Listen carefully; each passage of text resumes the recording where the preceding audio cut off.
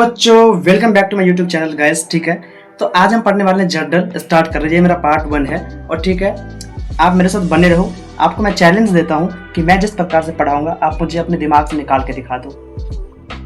क्या चैलेंज आपको एक्सेप्ट है?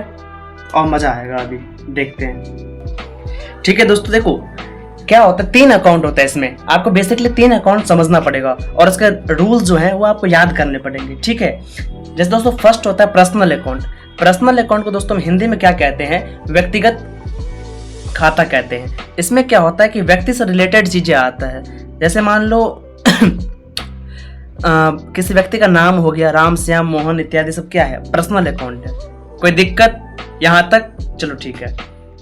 इसका दोस्तों फॉर्मूला ये होता है, डेबिट द रिसीवर, रूल्स ये होता है क्रेडिट द गिवर। इसका मतलब ये है दोस्तों कि पाने वाले व्यक्ति को डेबिट करो और देने वाले व्यक्ति को क्रेडिट करो। सपोज डैट मान लो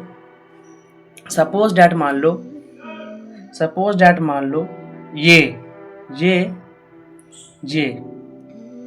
इसे मैं ऐसे बना देता हूँ, ये और ये 2 एग्जाम्पल लेते हैं। ठीक है, इसे थोड़े बाल दे देता हूँ और ये ठीक है। अब मान लो ये व्यक्ति इसे पैसे देता है, पैसे दे रहा है। अब मुझे एक चीज बताओ, इसमें पाने वाला व्यक्ति कौन है? पैसा कौन पा रहा है? मान लो इसका नाम ए है, ये बी है। पैसे कौन दे रहा है और कौन पा रहा है पैसे? पक्का? देखो अब पर्सनल अकाउंट का नियम कहता है पाने वाले व्यक्ति को डेबिट करो और देने वाले व्यक्ति को क्रेडिट करो। तो एक चीज बताओ, पाने वाले व्यक्ति कौन है? बी है, तो बी क्या होगा? डेबिट होगा। और 2 क्या होगा? ए। अब ए क्या दे रहा है? पैसे दे रहा है ना, तो 2 में क्या होगा? कैश या बैंक होगा।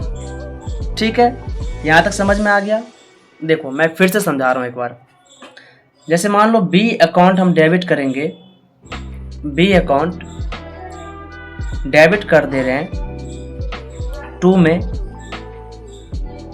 कैश दे देंगे। अब बच्चे सोचेंगे कैश कहाँ से आया? एक चीज बताओ, जब ए पैसे दे रहा है तो ए क्या दे रहा है? पैसे दे रहा है। क्या दे रहा है? पैसे। ये देखो, तो पैसे दे रहा है तो कैश देगा ना, कैश या बैंक लिख लेंगे। तो पाने वाला व्यक्ति कौन है? बी पा रहा है, तो पाने वाले व्यक्ति को डेबिट करो, तो B account debit to A account. क्या यहाँ तक कोई दिक्कत पर्सनल अकाउंट में?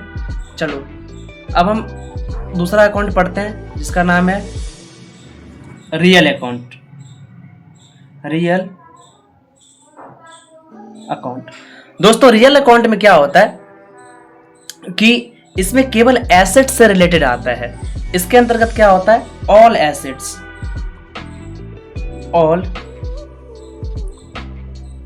आता है। क्या आता है? ऑल एसेट्स आता है। कोई दिक्कत? चाहे कोई सा भी एसेट हो। दोस्तों एसेट क्या होता है, लायबिलिटी क्या होता है, ये सब आपको पता होनी चाहिए। अगर नहीं पता है तो मैं इस पर एक डिटेल वीडियो लेके आ रहा हूँ। ठीक है, आप उसमें जरूर देखना। ठीक है दोस्तों, तो रियल अकाउंट में क्या होता है? ऑल एसेट होता है।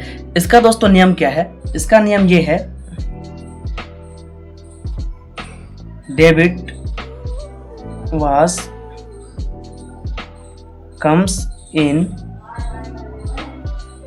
credit was goes out। यानी बिजनेस में आने वाला जितने भी एसेट्स हैं उसको डेबिट करो और जो बिजनेस से एसेट्स जा रहा है उसे क्या करो? क्रेडिट करो। ठीक है, मैं आपको एक एग्जांपल दे रहा हूं। एक चीज बताओ, हाँ, बिजनेस में एक फर्नीचर हमने खरीदा। क्या खरीदा? फर्नीचर खरीदा। सोचो, हमने एक फर्नीचर खरीदा और फर्नीचर क्या होता है? एसेट्स होता है। ठीक है, हमारे बिजनेस में क्या आ रहा है? फर्नीचर आ रहा है, तो हम क्या बोलें? इसका नियम क्या है? मैंने कहा कि आने वाले संपत्ति यानी एसेट्स को हम डेबिट करेंगे। तो फर्नीचर आ रहा है बिजनेस में, फर्नीचर अकाउंट डेबिट, यहाँ पे स्पेस नहीं है दोस्त इसलिए थोड़ा गलती हो गया, यहाँ पे आप इसे एडजस्ट कर लेना। फर्नीचर अकाउंट डेबिट, ठीक है। टू में कैश, कैश अकाउंट। अब बताओ, हमें एक चीज बताओ, बच्चे बोलेंगे कि सर फर्नीचर भी एसेट है, ये भी क्या है, एसेट्स है, और कैश भी एसेट है। अब एक चीज बताओ, दोनों एसेट्स ही है, लेकिन तुम्हारे बिजनेस में कौन सा एसेट आ रहा है, फर्नीचर आ रहा है, तो फर्नीचर को हमने डेबिट कर दिया। नियम क्या कह रहा है, debit was comes in. Business में आने वाले सभी प्रकार के एसेट को क्या करो, डेबिट करो, और जाने वाले एसेट को क्रेडिट करो। तो एक कैश क्या है, कैश एसेट है, तो एक एसेट क्या रहा है, तुम्हारे बिजनेस से जा रहा है। सिंपल सी नियम यही है। तो जो जा रहा है एसेट उसे हम क्या करेंगे, क्रेडिट कर देंगे, जो आ रहा है एसेट उसे हम डेबिट कर दिए। कोई दिक्कत यहाँ तक नहीं। अब बच्चों हम चलते हैं नेक्स्ट टॉपिक पे, नॉमिनल अकाउंट पे। ठीक है दोस्तों, देखो एक चीज बताओ, नॉमिनल अकाउंट, इसे दोस्तों हम हिंदी में कहते हैं नाम मात्र खाता। इसका दोस्तों गोल्डन रूल यही है कि all expenses and losses debit, all income and gain credit. अब एक चीज बताओ दोस्तों, तुम बिजनेस के जो है ओनर हो तुम, ठीक है, या तुम बिजनेस में किसी कंपनी में अकाउंटिंग कर रहे हो, सपोज दैट। तो एक चीज बताओ, नॉमिनल अकाउंट क्या कह रहा है कि सभी प्रकार के खर्चे और लॉसेस को डेबिट करो। सपोज दैट मान लो ये तुम्हारा बिजनेस है और तुम यहाँ बैठ के क्या करते हो, अकाउंटिंग करते हो। क्या कंपनी मान लो, कंपनी, ये तुम हो, ये तुम हो, ये तुम हो भाई, तुम्हारे दांत वहां टूटा उटा है, ये तुम हो, ठीक है।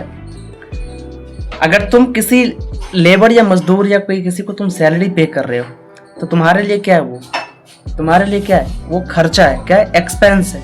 तो हम क्या करेंगे, ऑल एक्सपेंस को डेबिट करते हैं। तुमने किसी को सैलरी दिया, SALAR, सैलरी दिया, तो सैलरी क्या होगा तुम्हारे बिजनेस के लिए, खर्चा।